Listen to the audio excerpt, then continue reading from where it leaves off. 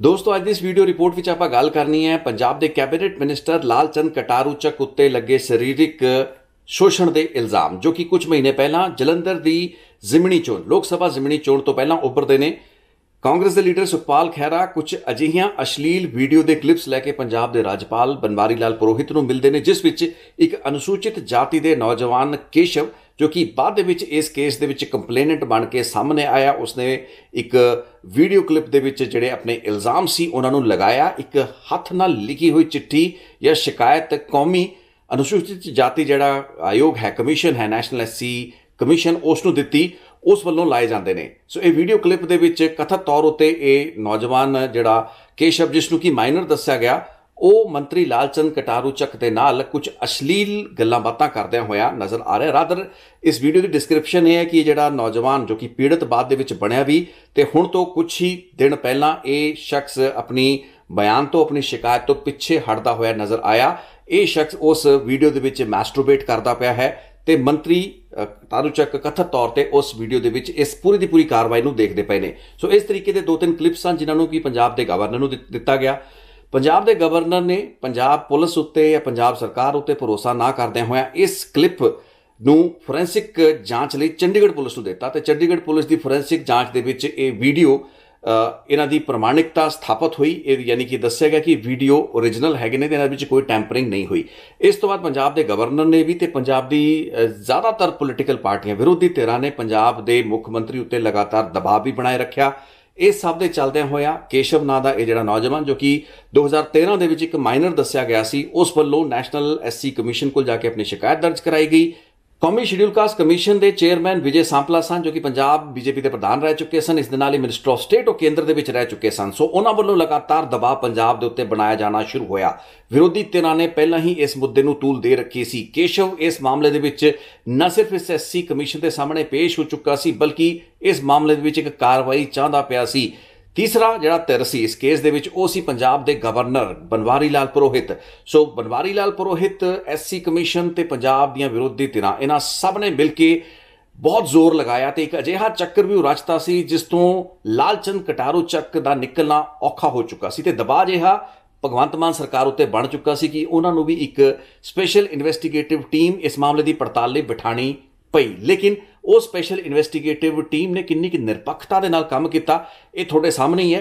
ये शिकायतकर्ता नूं कई चिट्ठियां कई कम्यूनीकेशन भेजे गए कि ये पुलिस की टीम के सामने आके पेश होए लेकिन पंजाब पुलिस की SIT के सामने उसे दी सरकार दे एक वजीर के खिलाफ इल्ज़ाम लैके एक अनुसूचित जाति का नौजवान जिस दे पिछे बेशक विरोधी धिरां पंजाब दा राजपाल ते SC कमीशन वर्गे मजबूत अदारे खड़े सन वो किवें पेश हो सकता सी। सो ये केशव नां दा नौजवान न सिर्फ इस केस की पड़ताल लई SIT के सामने पेश नहीं होया बल्कि हुण उसे SIT नूं लिख के दे चुका है कि इस मामले दे विच अपनी शिकायत नूं अगे लिजाना नहीं चाहता जिसका मतलब यह है कि केशव मुकर चुका है। इन्हां तत्थां नूं सानूं एक्नॉलेज करना पैना कि यह मुद्दा निरोल सियासी मुद्दा सी जो कि जिमनी चोण तो पहलां या सुखपाल सिंह खैरे वर्गे लीडरां वल्लों एक सियासी माहौल क्रिएट करने लई बनाया गया एक इशू सी क्योंकि 2023 ਦੇ ਵਿੱਚ 2013 ਦੇ इस मामले की शिकायत होना ही अपने आप ਦੇ बड़े सवाल खड़े करता है। इस पीड़ित ने इस कंप्लेनेंट ने जिहड़ी शिकायत दी उस विच इत्थों तक लिखिया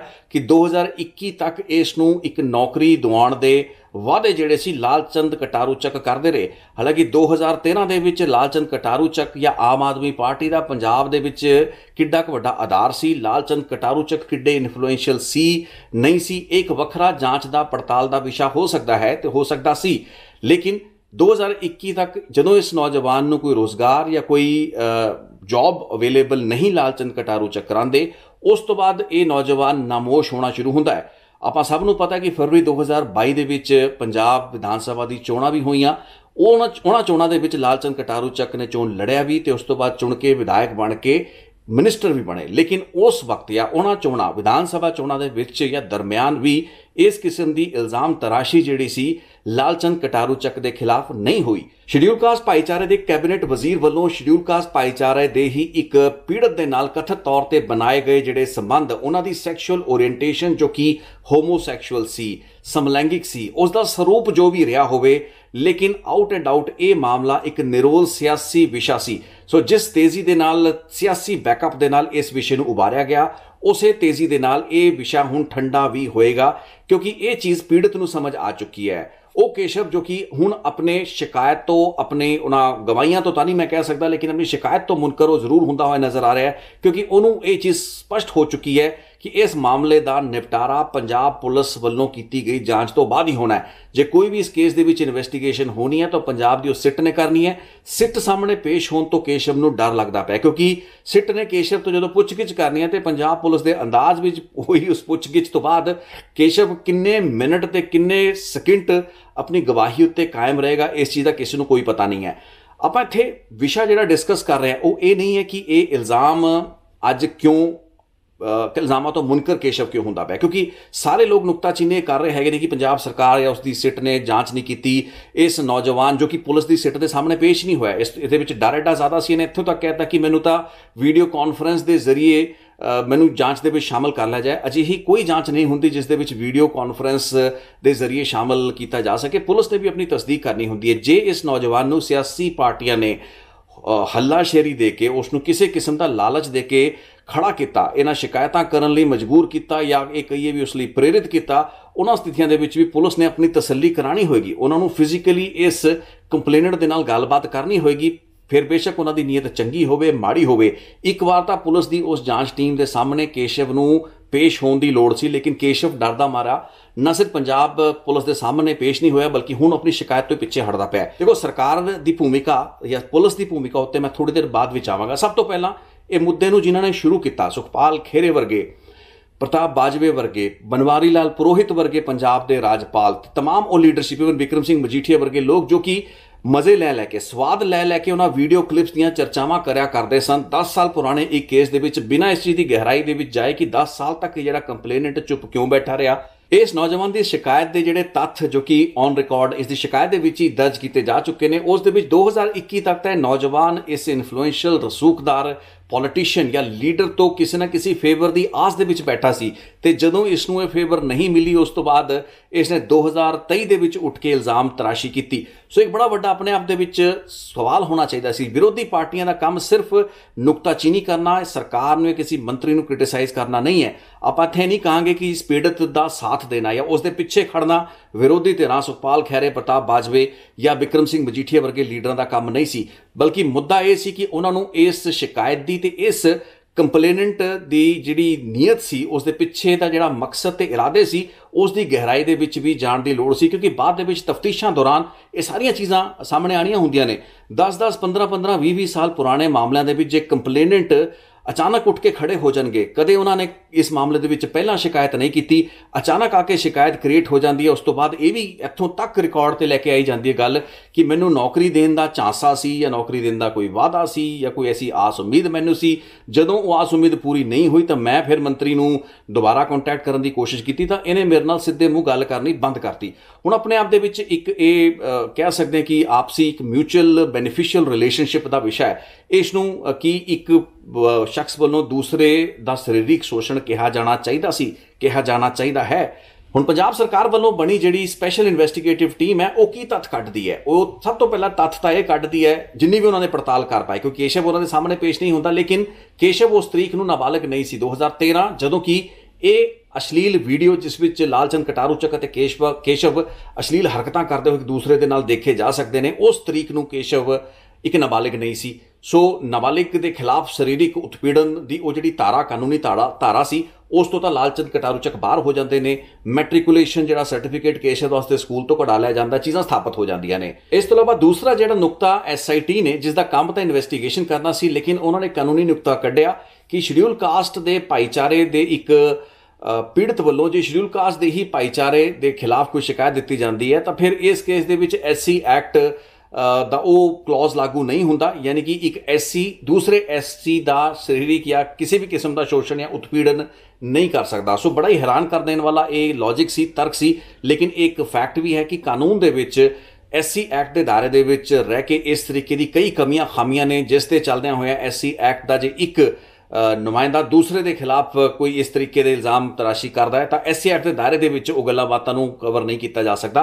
ਹਾਂ, ਤੁਸੀਂ ਉਹਨਾਂ ਨੂੰ ਨਾਰਮਲ ਆਈਪੀਸੀ ਜਾਂ ਸੀਆਰਪੀਸੀ ਦੀਆਂ ਹੋਰ ਧਾਰਾਵਾਂ ਦੇ ਤਹਿਤ ਡੀਲ ਜਾਂ ਹੈਂਡਲ ਕਰ ਸਕਦੇ ਹੋ। ਇਸ ਪੜਤਾਲ ਦੇ ਵਿੱਚ ਸਪੈਸ਼ਲ ਇਨਵੈਸਟੀਗੇਟਿਵ ਟੀਮ ਤੋਂ ਤਾਂ ਨਿਰਪੱਖਤਾ ਦੀ ਆਸ ਪਹਿਲਾਂ ਤੋਂ ਹੀ ਘੱਟ ਸੀ, ਕਿਉਂਕਿ ਆਪਣੀ ਸਿਆਸੀ ਅਕਾਵਾਂ ਦੇ ਇਸ਼ਾਰੇ ਉੱਤੇ ਨਿਰਭਰ ਇਸ ਜਾਂਚ ਟੀਮ ਨੇ ਤਾਂ ਉਨੇ ਹੀ ਦਾਇਰੇ ਦੇ ਵਿੱਚ ਉਹੀ ਕੁੰਡੀਆਂ ਤੇ ਉਹੀ ਨੁਕਤੇ ਤਲਾਸ਼ਨੇ ਸੀ ਜਿਨ੍ਹਾਂ ਦੇ ਨਾਲ ਇਸ ਪ੍ਰਭਾਵਸ਼ਾਲੀ ਮੰਤਰੀ ਦੀ ਇਮਦਾਦ ਹੋ ਸਕਦੀ, ਜਿਸ ਲਈ ਮੁੱਖ ਮੰਤਰੀ ਡੇ 1 ਤੋਂ ਹੀ ਸਟੈਂਡ ਲੈ ਕੇ ਬੈਠੇ ਸੀ। ਸੋ ਇਹਨਾਂ ਲੋਕਾਂ ਤੋਂ ਤਾਂ ਕੋਈ ਨਿਰਪੱਖਤਾ ਦੀ ਆਸ ਠੀਕ ਉਸੇ ਤਰੀਕੇ ਦੇ ਨਾਲ ਨਾ ਸੀ ਨਾ ਹੈ ਜਿਵੇਂ ਕਿ ਸਿੱਧੂ ਮੂਸੇਵਾਲਾ ਕਤਲ ਕੇਸ ਦੇ ਵਿੱਚ ਹੋਈਆਂ ਸੁਰੱਖਿਆ ਦੇ ਪੱਖੋਂ ਕਮੀਆਂ ਖਾਮੀਆਂ, ਸਿਕਿਉਰਿਟੀ ਡਿਟੇਲਸ ਦੇ ਲੀਕ ਕਰਨ ਬਾਬਤ ਪੜਤਾਲਾਂ ਹੋਣ ਜਾਂ ਫਿਰ ਲਾਰੈਂਸ ਬਿਸ਼ਨੋਈ ਦੀ ਜੇਲ੍ਹ ਦੇ ਵਿੱਚ ਬੈਠ ਕੇ ਕਰਾਈਆਂ ਗਈਆਂ ਜਾਂ ਕਰਵਾਈਆਂ ਗਈਆਂ ਇੰਟਰਵਿਊਆਂ ਦੇ ਕੇਸਾਂ ਦੇ ਵਿੱਚ। ਸੋ ਜਿੰਨੀ ਕੁ ਨਿਰਪੱਖ ਜਾਂਚ ਉਹਨਾਂ ਕੇਸਾਂ ਦੇ ਵਿੱਚ ਹੋ ਸਕਦੀ ਹੈ, ਉਸੇ ਤਰੀਕੇ ਦੀ ਸੋ ਕਾਲਡ ਨਿਰਪੱਖ ਜਾਂਚ ਦੀ ਆਸ ਭਗਵੰਤ ਮਾਨ ਦੀ ਸਰਕਾਰ ਤੇ ਉਸ ਵੱਲੋਂ ਅਪਾਇੰਟਡ ਸਿੱਟ ਤੋਂ ਇਸ ਕੇਸ ਦੇ ਵਿੱਚ ਵੀ ਸੀ। ਸੋ ਵਿਰੋਧੀ ਧਿਰਾਂ ਦੀ ਇਸ ਤਕਰੀਰ ਦੇ ਵਿੱਚ ਕੋਈ ਵੱਡੀ ਡਿਬੇਟੇਬਲ ਗੱਲ ਨਹੀਂ ਹੈ, ਕੋਈ ਵੱਡਾ ਵਿਰੋਧ ਉਸ ਚੀਜ਼ ਦਾ ਨਹੀਂ ਹੈ ਕਿ ਸਰਕਾਰ ਨੇ ਉਸਦੀ ਸਾਫ਼ ਨੀਅਤ ਨਾ ਹੋਣ ਕਰਦੇ ਚੱਲਦੇ ਹੀ ਇਸ ਜਾਂਚ ਨੂੰ ਜੇ ਕਿਸੇ ਸਿੱਟੇ ਤੇ ਇਸਨੇ ਪਹੁੰਚਣਾ ਵੀ ਹੁੰਦਾ ਉੱਥੇ ਤੱਕ ਲਿਜਾਣਾ ਸੀ। ਲੇਕਿਨ ਮੁੱਦਾ ਇਹੀ ਖੜਾ ਹੋ ਰਿਹਾ ਹੈ ਕਿ ਇਹ ਪੂਰਾ ਦਾ ਪੂਰਾ ਕੇਸ ਡੇ 1 ਤੋਂ ਖੜਦਾ ਕਿੱਥੇ ਸੀ? ਕੀ ਇਹ ਇੱਕ ਸਹੀ ਕੰਪਲੇਂਟ ਸੀ? ਕੀ ਇੱਕ ਵਾਜਿਬ ਕੰਪਲੇਂਟ ਸੀ? ਬਿਹਤਰ ਤਾਂ ਇਹ ਹੁੰਦਾ ਕਿ ਇੱਕ ਨਿਰਪੱਖ ਵਾਕਈ ਇਸ ਦੇ ਵਿੱਚ ਜਾਂਚ ਹੁੰਦੀ। ਇਹ ਸਵਾਲਾਂ ਦੇ ਦਾਇਰੇ ਦੇ ਵਿੱਚ ਵੀ SIT ਨੂੰ ਜਾਣ ਦੀ ਲੋੜ ਸੀ ਕਿ ਇਹ ਜਿਹੜਾ ਕੰਪਲੇਨੈਂਟ ਹੈ ਇੰਨੇ ਸਾਲਾਂ ਬਾਅਦ ਕਿਉਂ ਅਚਾਨਕ ਉੱਠ ਕੇ ਸ਼ਿਕਾਇਤ ਦਰਜ ਕਰਾਉਂਦਾ ਹੈ। ਸੋ ਇੱਕ ਪਾਸੇ ਸਿਆਸਤ ਹਾਵੀ ਸੀ, ਇਸ ਮੁੱਦੇ ਨੂੰ ਸਿਆਸੀ ਤੂਲ ਦਿੱਤਾ ਜਾਣਾ ਵਿਰੋਧੀ ਧਿਰਾਂ ਵੱਲੋਂ, ਜਿਸਦਾ ਆਪਾਂ ਪੂਰੇ ਵਿਸਤਾਰ ਸਹਿਤ ਜ਼ਿਕਰ ਕੀਤਾ ਹੈ, ਤੇ ਦੂਸਰੇ ਪਾਸੇ ਇਸ ਮਾਮਲੇ ਦੇ ਵਿੱਚ ਇਸ ਵਕਤ ਦੀ ਸਮੇਂ ਦੀ ਜਿਹੜੀ ਸਰਕਾਰ ਸੀ, ਹਾਕਮ ਸਰ, ਜਿਨ੍ਹਾਂ ਦੇ ਹੱਥ ਵਿੱਚ ਅਸਲ ਤਾਕਤ ਹੈ, ਜਿਨ੍ਹਾਂ ਨੇ ਕਿਸੇ ਵੀ ਕੇਸ ਦੀ ਪੜਤਾਲ ਨੂੰ ਕਿਸੇ ਵੀ ਰੁਖ ਵੱਲ ਲਿਜਾਣਾ ਹੁੰਦਾ ਹੈ, ਉਹਨਾਂ ਦੀ ਕਮਿਟਮੈਂਟ ਦੇ ਉੱਤੇ ਤਾਂ ਡੇ 1 ਤੋਂ ਹੀ ਕੁਐਸਚਨ ਸਨ। ਲੇਕਿਨ ਆਖਿਰਕਾਰ ਇਸ 2.5-3 ਮਹੀਨੇ ਚੱਲੀ ਸਿਆਸੀ ਨੂਰਾਕੁਸ਼ਤੀ ਵਾਦ ਵਿਵਾਦ ਤੋਂ ਬਾਅਦ ਸਿੱਟਾ ਕੀ ਨਿਕਲਿਆ? ਐਂਡ ਰਿਜ਼ਲਟ ਜ਼ੀਰੋ ਹੈ। ਇਹ ਪੋਲੀਟੀਕਲ ਪਾਰਟੀ ਦੇ ਲੀਡਰ ਜਿਨ੍ਹਾਂ ਨੂੰ 2.5-3 ਮਹੀਨੇ ਪਹਿਲਾਂ ਹੀ ਸ਼ਾਇਦ ਇਸ ਚੀਜ਼ ਦਾ ਪੂਰੀ ਤਰੀਕੇ ਨਾਲ ਇਲਮ ਰਿਹਾ ਹੋਏਗਾ, 2.5-3 ਦਹਾਕਿਆਂ ਦੇ ਤਜਰਬੇ ਲੈ ਕੇ ਇਹ ਲੋਕ ਰਾਜਨੀਤੀ ਕਰ ਰਹੇ ਨੇ, ਇਹਨਾਂ ਨੂੰ ਪਤਾ ਸੀ ਕਿ ਇਸ ਮਾਮਲੇ ਨੇ ਕਿਤੇ ਨਹੀਂ ਪਹੁੰਚਣਾ, ਲੇਕਿਨ ਸ਼ਾਇਦ ਜਲੰਧਰ ਜ਼ਿਮਨੀ ਚੋਣ ਤੋਂ ਪਹਿਲਾਂ ਇਸ ਤਰੀਕੇ ਦਾ ਸਿਆਸੀ ਕਿੱਚੜ ਉਛਾਲਣਾ ਇਹਨਾਂ ਨੂੰ ਸਹੀ ਲੱਗਿਆ, ਮੁਨਾਸਿਬ ਲੱਗਿਆ। ਲੇਕਿਨ ਹੁਣ ਕੀ, ਜਦੋਂ ਕੇਸ਼ਵ ਮੁੱਕਰ ਚੁੱਕਾ ਹੈ, ਪੰਜਾਬ ਦੇ ਰਾਜਪਾਲ, SC ਕਮਿਸ਼ਨ ਤੇ ਪੰਜਾਬ ਦੇ ਇਹ ਵੱਡੇ ਵੱਡੇ ਲੀਡਰ ਕੀ ਮੂੰਹ ਲੈ ਕੇ ਪਬਲਿਕ ਦੇ ਵਿੱਚ ਜਾਣਗੇ? ਅੱਜ ਇਹ ਕਹਿਣਾ ਇਹਨਾਂ ਲਈ ਮੁਨਾਸਿਬ ਹੈ। ਅਸੀਂ ਵੀ ਇਸ ਚੀਜ਼ ਦੀ ਨੁਕਤਾਚੀਨੀ ਜ਼ਰੂਰ ਕਰਾਂਗੇ ਕਿ ਸਰਕਾਰ ਦੀ ਜਿਹੜੀ ਜਾਂਚ ਸੀ ਉਹ ਕਿੱਡੀ ਕੁ ਨਿਰਪੱਖ ਸੀ, ਕਿੱਡੀ ਕੁ ਫੇਅਰ ਇਨਵੈਸਟੀਗੇਸ਼ਨ ਸੀ। ਲੇਕਿਨ ਉਸ ਤੋਂ ਪਹਿਲਾਂ ਜਿਹੜੇ ਸਵਾਲ ਬਣਦੇ ਸੀ ਉਹ ਇਹ ਸੀ ਕਿ 10 ਸਾਲ ਬਾਅਦ ਦੇ ਵਿੱਚ ਐਲੀਗੇਸ਼ਨ ਕਿਉਂ ਖੜੇ ਹੁੰਦੇ ਨੇ? ਦੋ ਬੰਦਿਆਂ ਦੇ ਆਪਸ ਦੇ ਜਿਹੜੇ ਸੰਬੰਧ ਜੋ ਕਿ ਇੱਕ ਇਤਿਹਾਸ ਦੀ ਇੱਕ ਘਟਨਾ ਹੋ ਸਕਦੇ ਨੇ, ਉਹਨਾਂ ਨੂੰ ਇਸ ਮੌਕੇ ਉੱਤੇ ਜਦੋਂ ਇੱਕ ਸ਼ਖਸ ਕੈਬਨਿਟ ਵਜ਼ੀਰ ਹੈ, ਉਸ ਰੈਂਕ ਉੱਤੇ ਬੈਠਾ ਹੈ, ਉਸੇ ਵਕਤ ਕਿਉਂ ਚੁੱਕਿਆ ਜਾਂਦਾ ਹੈ? ਰਾਜਨੀਤੀ ਦੇ ਵਿੱਚ ਇਸ ਤਰੀਕੇ ਦੇ ਕਿੱਚੜ ਅਕਸਰ ਕਈ ਸਾਲਾਂ ਬਾਅਦ ਹੀ ਜਾ ਕੇ ਉਛਲਦੇ ਨੇ। ਲੇਕਿਨ ਕੀ ਇਸ ਦਾ ਮਤਲਬ ਇਹ ਹੈ ਕਿ ਪੰਜਾਬ ਦੇ ਲੋਕ, ਪੰਜਾਬ ਦੀ ਜਨਤਾ, ਪੰਜਾਬ ਦਾ ਆਵਾਮ ਆਪਣੀ ਕਾਮਨ ਸੈਂਸ ਤੋਂ ਵੀ ਵਾਂਝੀ ਹੈ ਕਿ ਉਹ ਇਸ ਚੀਜ਼ ਨੂੰ ਨਹੀਂ ਸਮਝ ਸਕਦੀ ਕਿ ਕਿਹੜੇ ਇਲਜ਼ਾਮ ਜਾਂ ਕਿਹੜਾ ਜਿਹੜਾ ਸ਼ਿਕਾਇਤ ਕਰਤਾ ਹੈ ਉਹ ਜੈਨੂਇਨ ਹੈ? ਅੱਜ ਇਹ ਚੀਜ਼ ਬੜੀ ਫੈਸ਼ਨੇਬਲ ਲੱਗ ਸਕਦੀ ਹੋ ਸਕਦੀ ਹੈ ਸੁਖਪਾਲ ਖਹਿਰਾ ਜਾਂ ਪ੍ਰਤਾਪ ਬਾਜਵੇ ਵਰਗੇ, ਬਿਕਰਮ ਮਜੀਠੀਆ ਵਰਗੇ ਲੋਕਾਂ ਨੂੰ ਕਿ ਇੱਕ ਪੀੜਤ ਦੇ ਪਿੱਛੇ ਉਹ ਖੜੇ ਨੇ, ਲੇਕਿਨ ਇਸ ਪੀੜਤ ਦੇ ਆਪਣੇ ਮੁਫਾਦਾਂ ਦੀ ਪੜਤਾਲ ਇਸ ਦੀ ਕੋਖ ਕਿਸਨੇ ਕਰਨੀ ਸੀ? ਇਹਨਾਂ ਲੀਡਰਾਂ ਨੂੰ, ਖਾਸ ਕਰਕੇ ਪੰਜਾਬ ਦੇ ਰਾਜਪਾਲ ਜਾਂ ਨੈਸ਼ਨਲ SC ਕਮਿਸ਼ਨ ਜਿਹੜੇ ਸੰਵਿਧਾਨਿਕ ਅਦਾਰੇ ਹੈਗੇ ਨੇ। ਅੱਜ ਇੱਥੇ ਸੋਚਣ ਵਾਲੀ ਗੱਲ ਜ਼ਰੂਰ ਹੈ, ਫੂਡ ਫॉर ਥਾਟ ਹੈ ਇਹਨਾਂ ਸੰਵਿਧਾਨਿਕ ਅਦਾਰਿਆਂ ਅਹੁਦਿਆਂ ਉੱਤੇ ਬੈਠੇ ਇਹਨਾਂ ਲੋਕਾਂ ਲਈ ਕਿ ਪੀੜਤਾਂ ਦੀ ਸ਼ਿਕਾਇਤਾਂ ਸੁਣਦੇ ਸਮੇਂ ਜਾਂ ਉਹਨਾਂ ਦੀ ਪੂਰੀ ਸਥਿਤੀ ਨੂੰ ਐਨਾਲਾਈਜ਼ ਜਾਂ ਜੱਜ ਕਰਦੇ ਸਮੇਂ ਕਿਹੜੇ ਤੱਥਾਂ ਨੂੰ, ਕਿਹੜੇ ਫੈਕਟਰਸ ਨੂੰ ਧਿਆਨ ਵਿੱਚ ਰੱਖਣਾ ਜ਼ਰੂਰੀ ਹੈ। ਇੱਕ ਕੰਪਲੇਂਟ ਦੀ ਐਕਸਪਾਇਰੀ ਡੇਟ ਕੀ ਹੁੰਦੀ ਹੈ, ਇਸ ਚੀਜ਼ ਨੂੰ ਸਮਝਣਾ ਵੀ ਇਹਨਾਂ ਅਹੁਦਿਆਂ ਤੇ ਬੈਠੇ ਲੋਕਾਂ ਲਈ ਜ਼ਰੂਰੀ ਸੀ। ਲੇਕਿਨ ਆਲ ਸੈਡ ਐਂਡ ਡਨ, ਈਵਨ ਜੇ ਪੰਜਾਬ ਪੁਲਿਸ ਦੀ ਤਫਤੀਸ਼ ਜਾਂ ਪੰਜਾਬ ਸਰਕਾਰ ਦੀ ਨੀਅਤ ਦਾ ਖੋਟ ਅੱਜ ਇਸ ਪੜਤਾਲ ਨੂੰ ਅੱਗੇ ਵਧਣ ਨਹੀਂ ਦੇ ਰਿਹਾ ਕਿ ਇਹ ਅਦਾਰੇ, ਨੈਸ਼ਨਲ SC ਕਮਿਸ਼ਨ ਜਾਂ ਪੰਜਾਬ ਦੇ ਰਾਜਪਾਲ ਜਾਂ ਈਵਨ ਪੋਲੀਟੀਕਲ ਲੀਡਰ ਜਿਨ੍ਹਾਂ ਕੋਲ ਕੋਈ ਜ਼ਿਆਦਾ ਸ਼ਕਤੀ ਇਸ ਵਕਤ ਨਹੀਂ ਹੁੰਦੀ, ਕਿ ਇਹ ਸਾਰੇ ਲੋਕ ਇਸ ਮਾਮਲੇ ਦੀ ਇਨਵੈਸਟੀਗੇਸ਼ਨ ਨੂੰ ਜਾਂ ਪੜਤਾਲ ਨੂੰ ਇੱਕ ਲੈਵਲ ਅਪ, ਨੈਕਸਟ ਲੈਵਲ ਤੇ ਲਿਜਾ ਸਕਦੇ ਨੇ? ਨਹੀਂ। ਇਸ ਮਾਮਲੇ ਵਿੱਚ ਸ਼ਿਕਾਇਤਕਰਤਾ ਵੱਲੋਂ ਪਿੱਛੇ ਹਟਣ ਤੋਂ ਬਾਅਦ ਹੁਣ ਇਸ ਮਾਮਲੇ ਦਾ ਕੋਈ ਭਵਿੱਖ ਨਹੀਂ ਬਚਦਾ ਹੈ। ਲੇਕਿਨ ਇਹ ਇੱਕ ਪੂਰੇ ਦੇ ਪੂਰੇ ਪੋਲੀਟੀਕਲ ਸਿਸਟਮ ਦੀ ਨਾਕਾਮਯਾਬੀ ਦੀ ਇੱਕ ਕਲਾਸਿਕ ਮਿਸਾਲ ਸਾਡੇ ਸਾਹਮਣੇ ਫੇਰ ਛੱਡ ਜਾਂਦਾ, ਜਿੱਥੇ ਕਿ ਕੇਸ਼ਵ ਵਰਗੇ ਲੋਕਾਂ ਨੂੰ ਸਮਝਣ ਦੀ ਲੋੜ ਹੈ ਕਿ ਅਜਿਹੇ ਲੋਕ ਸਾਡੇ ਸਿਆਸਤਦਾਨਾਂ ਲਈ, ਪੋਲੀਟੀਕਲ ਪਾਰਟੀ ਤੇ ਇਹਨਾਂ ਲੀਡਰਾਂ ਲਈ ਪੋਲੀਟੀਕਲ ਕੈਨਨ ਫਾਡਰ ਤੋਂ ਇਲਾਵਾ, ਸਿਆਸੀ ਮੋਹਰਿਆਂ ਤੋਂ ਇਲਾਵਾ ਹੋਰ ਕੁਝ ਵੀ ਨੇ। ਉਹੀ ਮੋਹਰੇ ਜਿਨ੍ਹਾਂ ਨੂੰ ਇੱਕ ਸ਼ਤਰੰਜ ਦੇ, ਸਿਆਸੀ ਸ਼ਤਰੰਜ ਦੇ ਖੇਡ ਦੇ ਵਿੱਚ ਵਰਤਿਆ ਜਾਂਦਾ ਤੇ ਕੁਰਬਾਨ ਹੋਣ ਦਿੱਤਾ ਜਾਂਦਾ ਹੈ। ਸੋ ਕੇਸ਼ਵ ਦਾ ਭਵਿੱਖ ਦੇ ਵਿੱਚ ਕੀ ਬਣੇਗਾ ਇਹ ਤਾਂ ਸਾਨੂੰ ਨਹੀਂ ਪਤਾ, ਤੇ ਅਸੀਂ ਆਸ ਕਰਦੇ ਹਾਂ ਕਿ ਕੋਈ ਪੋਲੀਟੀਕਲ ਵੈਂਡਾਟਾ, ਬਦਲਾਖੋਰੀ ਦੀ ਭਾਵਨਾ ਦੇ ਨਾਲ ਪਠਾਨਕੋਟ ਜਾਂ ਆਸ-ਪਾਸ ਦੇ ਇਲਾਕਿਆਂ ਦੇ ਵਿੱਚ ਉਸ ਦੇ ਖਿਲਾਫ ਕੋਈ ਕਾਰਵਾਈ ਇਸ ਤਰੀਕੇ ਦੀ ਨਾ ਹੋਏ। ਜੇ ਹੋਏਗੀ ਤਾਂ ਫਿਰ ਅਸੀਂ ਜ਼ਰੂਰ ਇੱਕ ਹੋਰ ਰਿਪੋਰਟ ਬਣਾਵਾਂਗੇ। ਲੇਕਿਨ ਕੇਸ਼ਵ ਲਈ ਇੱਕ ਬਹੁਤ ਵੱਡਾ ਸਬਕ ਹੈ ਤੇ ਹੋਰ ਲੋਕਾਂ ਲਈ ਵੀ ਸਬਕ ਹੈ ਕਿ ਇਹਨਾਂ ਸਿਆਸਤਦਾਨਾਂ ਦੇ ਮਗਰ ਨਾ ਲੱਗੋ। ਸਿਆਸਤਦਾਨ ਭਾਵੇਂ ਕਿਸੇ ਵੀ ਰੰਗਤ ਦਾ ਹੋਵੇ, ਉਹ ਸਿਆਸਤਦਾਨ ਹੈ, ਇੱਕੋ ਜਿਹੇ ਸਾਰੇ ਦੇ ਸਾਰੇ ਇੱਕ ਹੀ ਥੈਲੀ ਦੇ ਚੱਟੇ ਬੱਟੇ। ਕੁਝ ਦਿਨ ਪਹਿਲਾਂ ਤਾਂ ਭਗਵੰਤ ਮਾਨ ਵਿਰੋਧੀ ਧਿਰਾਂ ਨੂੰ ਇੱਕ ਹੀ ਥੈਲੀ ਦੇ ਚੱਟੇ ਬੱਟੇ ਦੱਸ ਚੁੱਕੇ ਨੇ। ਸੋ ਇਸ ਪੂਰੇ ਦੇ ਪੂਰੇ ਮਾਮਲੇ ਨੂੰ, ਇਸ ਪ੍ਰਕਰਨ ਨੂੰ ਵੀ ਜੇ ਆਪਾਂ ਵਿਆਪਕਤਾ ਦੇ ਵਿੱਚ ਕੰਪਰੀਹੈਂਸਿਵ ਤਰੀਕੇ ਦੇ ਨਾਲ ਵੇਖੀਏ ਤਾਂ ਸਮਝ ਵਿੱਚ ਇਹ ਆਉਂਦਾ ਕਿ ਸੱਤਾਧਾਰੀ ਧਿਰ ਵੀ ਉਸੇ ਥੈਲੀ ਦੇ ਚੱਟੇ ਬੱਟਿਆਂ ਦੇ ਰੂਪ ਵਿੱਚ ਇੱਕ ਧਿਰ ਦਾ ਹੀ ਪੱਖ ਪੂਰਦੇ ਹੋਏ ਕੰਮ ਕਰਦੀ ਰਹੀ। ਜਿਸ ਤਰੀਕੇ ਦੀ ਨਿਰਪੱਖਤਾ ਦੀ ਆਸ ਸਰਕਾਰਾਂ ਕੋਲ ਹੁੰਦੀ ਹੈ, ਇੱਕ ਰਾਜ ਧਰਮ ਨਾਂ ਦਾ ਸ਼ਬਦ ਹੈ ਜਿਸ ਨੂੰ ਮੈਂ ਪਹਿਲਾਂ ਵੀ ਪ੍ਰਯੋਗ ਕੀਤਾ ਹੈ। ਸੋ ਜਿਹੜੇ ਲੋਕ ਅਹੁਦਿਆਂ ਤੇ ਬੈਠੇ ਹੈਗੇ ਨੇ, ਸਰਕਾਰਾਂ ਚਲਾ ਰਹੇ ਹੈਗੇ ਨੇ, ਉਹਨਾਂ ਨੂੰ ਤਾਂ ਰਾਜ ਧਰਮ ਦਾ ਪਾਲਨ ਕਰਨਾ ਚਾਹੀਦਾ ਹੈ। ਉਹਨਾਂ ਉੱਤੇ ਇਸ ਤਰੀਕੇ ਸਰਕਾਰ ਇੱਕ ਧਿਰ ਨਹੀਂ ਬਣਨੀ ਚਾਹੀਦੀ। ਸਰਕਾਰ ਦਾ ਕੰਮ ਲੋਕਾਂ ਨੂੰ ਇਨਸਾਫ ਦਿਵਾਉਣਾ ਹੈ। ਸੋ ਚਾਹੇ ਇਹ ਜਿਹੜਾ ਵਿਕਟਮ ਪੀੜਤ ਕੇਸ਼ਵ ਸੀ, ਇਸ ਨੂੰ ਕਿਸ ਨੇ ਪ੍ਰੇਰਿਤ ਕੀਤਾ, ਕਿੱਥੋਂ ਖੜਾ ਹੋਇਆ, ਕਿਵੇਂ ਖੜਾ ਕੀਤਾ, ਇੱਕ ਵੱਖਰਾ ਐਸਪੈਕਟ ਸੀ। ਲੇਕਿਨ ਜੇ ਇਸ ਦੇ ਨਾਲ ਕੋਈ ਵਧੀਕੀ ਹੋਈ ਸੀ, ਉਸ ਦੀ ਗਹਿਰਾਈ ਵਿੱਚ ਜਾ ਕੇ ਇੱਕ ਅਜਿਹੀ ਜਾਂਚ ਕਰਾਉਣਾ, ਇਸ ਪੀੜਤ ਨੂੰ ਵੀ ਆਪਣੇ ਭਰੋਸੇ ਵਿੱਚ ਲੈਣਾ, ਉਹ ਸਿੱਟ ਦਾ ਕੰਮ ਸੀ, ਪੰਜਾਬ ਸਰਕਾਰ ਦਾ ਕੰਮ ਸੀ। ਲੇਕਿਨ ਕਿਉਂਕਿ ਨੀਅਤ ਦੇ ਵਿੱਚ ਉਹ ਇਮਾਨਦਾਰੀ ਨਹੀਂ ਸੀ, ਸੋ ਨਾ ਤਾਂ ਸ਼ਿਕਾਇਤਕਰਤਾ ਨੂੰ ਇਹਨਾਂ ਦੇ ਉੱਤੇ ਵਿਸ਼ਵਾਸ ਸੀ ਤੇ ਨਾ ਹੀ ਇਹਨਾਂ ਨੂੰ ਸ਼ਿਕਾਇਤਕਰਤਾ ਦੇ ਉੱਤੇ ਵਿਸ਼ਵਾਸ ਸੀ। ਸੋ ਸੂਰਤ ਹਾਲ ਕੀ ਹੋਣਾ ਸੀ। ਲੇਕਿਨ ਸਰਕਾਰਾਂ ਧਿਰ ਨਾ ਬਣਨ, ਇਹ ਚੀਜ਼ ਦੀ ਆਸ ਸਰਕਾਰਾਂ ਤੋਂ ਕੀਤੀ ਜਾਂਦੀ ਹੈ। ਲੇਕਿਨ ਅਨਫੋਰਚੂਨੇਟਲੀ ਜਿਹੜੇ ਵੀ ਲੋਕ ਸੱਤਾ ਉੱਤੇ ਕਾਬਜ਼ ਹੁੰਦੇ ਨੇ, ਮੁੱਖ ਮੰਤਰੀ ਦੇ ਅਹੁਦਿਆਂ ਉੱਤੇ ਬੈਠਦੇ ਨੇ, ਉਹ ਰਾਜ ਧਰਮ ਦਾ ਆਪਣਾ ਜਿਹੜਾ ਮੁੱਢਲਾ ਅਸੂਲ ਹੁੰਦਾ ਉਸ ਨੂੰ ਭੁੱਲ ਜਾਂਦੇ ਨੇ। ਉਸ ਤੋਂ ਬਾਅਦ ਉਹ ਧਿਰਾਂ ਬਣ ਕੇ ਕੰਮ ਕਰਨਾ ਸ਼ੁਰੂ ਕਰਦੇ ਨੇ, ਜਿਸ ਤੋਂ ਬਾਅਦ ਉਹੀ ਕੁਝ ਹੁੰਦਾ ਜੋ ਅੱਜ ਸਾਡੇ ਸਾਹਮਣੇ ਹੁੰਦਾ ਨਜ਼ਰ ਆ ਰਿਹਾ। ਸੋ ਇਸ ਕੇਸ ਦੇ ਵਿੱਚ ਪੂਰਾ ਦਾ ਪੂਰਾ ਪੋਲੀਟੀਕਲ ਸਿਸਟਮ ਫੇਲ ਹੈ, ਐਸਟੈਬਲਿਸ਼ਮੈਂਟ ਫੇਲ ਹੈ, ਵਿਰੋਧੀ ਧਿਰਾਂ ਫੇਲ ਨੇ ਤੇ ਸਰਕਾਰ ਵੀ ਫੇਲ ਹੈ।